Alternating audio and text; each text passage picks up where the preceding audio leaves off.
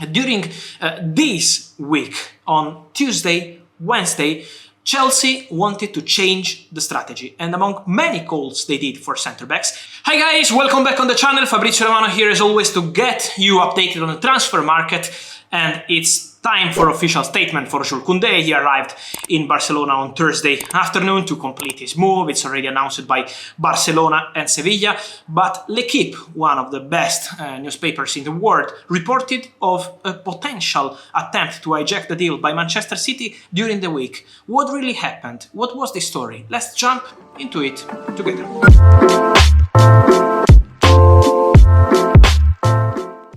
And so guys, you know I love to enter into the details of the transfer market sometimes, enter into the crazy stories, and I was checking this story from L'Equipe because I was curious. We know that this Koundé saga was full of surprises, with Chelsea close to complete the deal, not receiving the green light from Sevilla, and then Barcelona jumping into it during the weekend, Xavi Hernandez calling the player, Koundé to decide he wanted to join Barcelona and nothing else, and so this is how Barca signed Jules Koundé. But this Manchester City story was really particular, and so I wanted to check, and I tell you what I'm told. I'm told that yes, it was an idea. It was not a direct negotiation, it was not something official, but it was an idea internally at Manchester City to discuss about Jules Koundé. Why? What happened?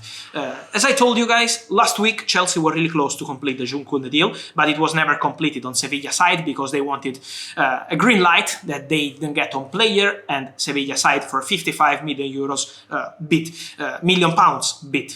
Then what happened?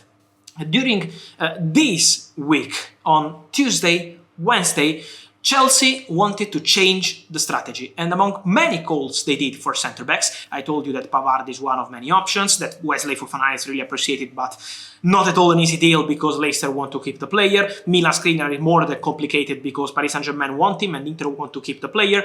So they're calling many agents, many players and many clubs to understand who is the right centre-back for Thomas Tuchel. But during these calls, Chelsea wanted to try one strategy, to go again on Nathan Ake, Manchester City centre-back. You remember that 1 month ago Chelsea were really keen on signing Nathan Ake. They agreed personal terms with the Dutch centre-back, and then what happened? That during the negotiations with Man City, after agreeing with Chelsea for Raheem Sterling, they told Chelsea board, stop for Nathan Ake because the player is staying here and we have no intention to accept your last proposal. So City decided to say no to these negotiations and to keep Nathan Ake at the club. Then what happened? During this week, Chelsea wanted to try again for Ake. They were prepared to submit a big proposal for Nathan Ake. They were prepared to tempt Manchester City with a new proposal.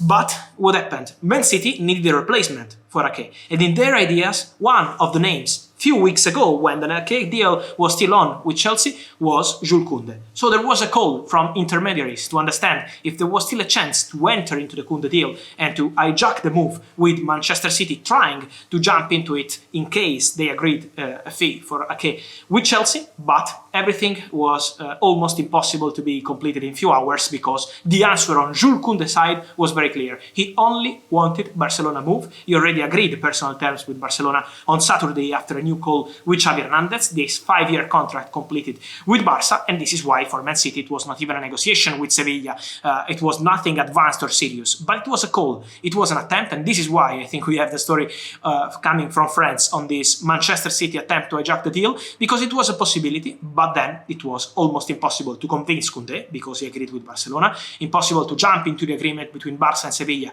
because it was at that point too advanced to collapse, and also Man City are super happy to keep Nathan Ake at the club. Pep Guardiola is a big fan of the player. He's convinced he's the best solution to play also in many positions. Sometimes adaptive, he can also help the club and help the team as left back. And so this is why nothing happened, but this is why we had this story on one of the craziest saga we had on the market in the last year, Jules Koundé, because 1 year ago he was really close to join Chelsea. They tried to include players. Do you remember, guys? Emerson Palmieri, Kurt Zouma. Nothing happened with Sevilla. They tried again on deadline day. No way Sevilla wanted the full release clause, 80 million, but now he's a new Barcelona player officially, despite this Chelsea story and Man City trying to understand the situation. And so guys, let me know your thoughts on this crazy Koundé saga. Do you think Barcelona is the best choice for this centre-back? Xavi called the player many times and told him that together with Araujo it will be a fantastic couple for Barca, a fantastic pair for the Barca of the future. I wait for your comments, guys. Here, as always, remember to subscribe to the channel, like this video, and see you soon with Fabrizio Romano. Ciao!